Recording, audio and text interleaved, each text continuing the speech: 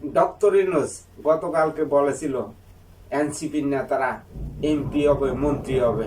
একজন দায়িত্বশীল ব্যক্তি দায়িত্ব জায়গার থেকে নিরপেক্ষ না থেকে একপক্ষ হয়ে যদি কথা বলে, সেই নির্বাচন তো প্রশ্নবিদ্ধ হবে। আর এনসিপির নেতারা কিভাবে মন্ত্রী হবে, কিভাবে এমপি হবে, এ কিভাবে বলতে পারে এই অন্তর্বর্তী সরকারের প্রধান উপদেষ্টা ডক্টর ইউনূস?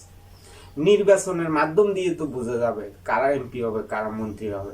অন্তর্বর্তীকালীন সরকার বলে দিতে আছে তারা এমপি হবে, মন্ত্রী হবে নতুনেরা, যারা গণ অভ্যুত্থানে সৈনিক তারা নির্বাচিত হবে। গণ অভ্যুত্থানের নেতৃত্ব দেওয়া ছাত্রদের কথা বলতে আছে।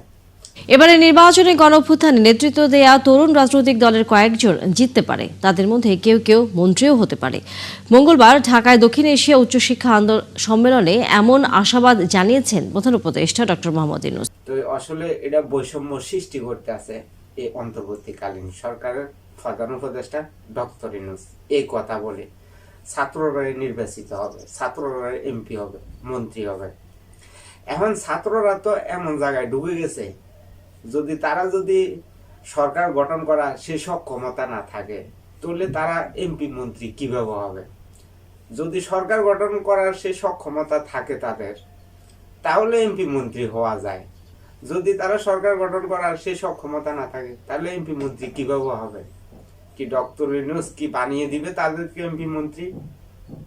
তো ডক্টর ইউনূসের কথা অনুসারে বোঝা যায় যে নিয়ে তাদেরকে এমপি মন্ত্রী বানিয়ে দিবেন। মানে নির্বাচনটাকে প্রশ্নবিদ্ধ করার জন্যই এই কথাগুলো বলেছে এই অন্তর্বর্তীকালীন সরকারের প্রধান উপদেষ্টা ডক্টর ইউনূস। বিতর্ক সৃষ্টি করেছে বাংলাদেশের জনগণের ভিতরে, বিভিন্ন দলের ভিতরে এই কথা বলে।